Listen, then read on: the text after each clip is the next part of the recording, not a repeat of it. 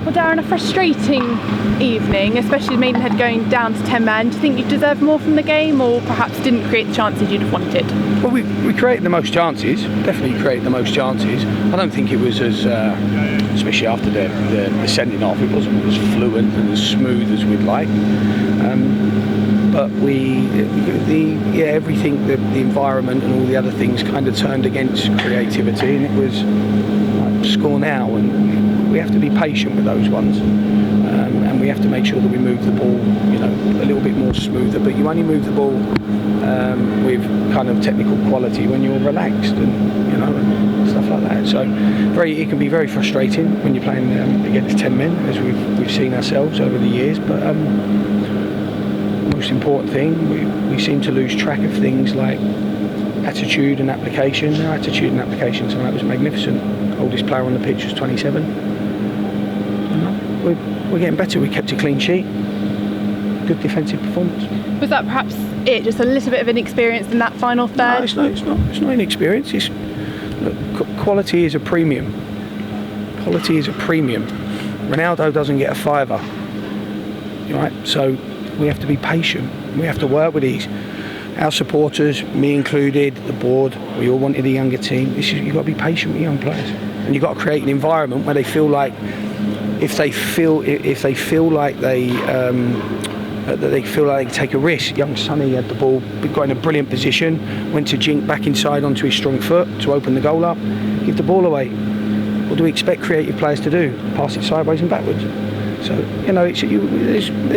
think there's two sides of the coin on that one, but I was again, application, organisation. I think we faced 2 shots on target that whole night, and we've got a foundation what we can build on.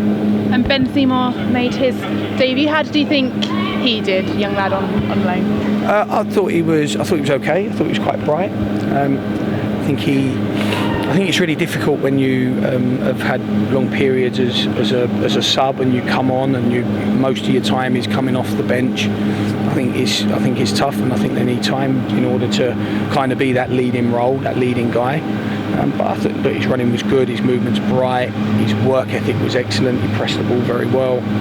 We'd like a little bit more goal threat out of him, but he needs to be served in a different way. I liked it when him and Gorman combined from set plays. I thought that was very, very good.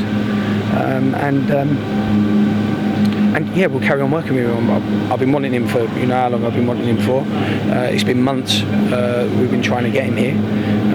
So it's a good sign for us, and he'll be a good player. And obviously with Addy suspended tonight, it was exactly what we needed. And another player that made his starting debut today was Mitch Rose. I haven't spoken to you since you signed him, but there has been a bit of concern from the fan base about the circumstances which he joins the club. Have you got anything to say about him? I think people should probably understand and know the full extent of any situation, not Mitch Rose, before we start, beating people down and things like that. So Mitch is an ex-youth team player of mine. I've known him years, and if anything untoward has happened in his life, I certainly haven't got any details about it. But he's a player that I've admired for a while. We're working to the kind of the framework that we're working to, and with Luke Wilkinson out, the options were to bring in another central defender were very, very thin. So we wanted to add Mitch on a month-to-month basis, see how he goes. He hasn't played for a while. I thought he was excellent tonight. You got to judge people as you find them. Definitely got to judge people as you find them. And I endorse anyone to try and get to know him.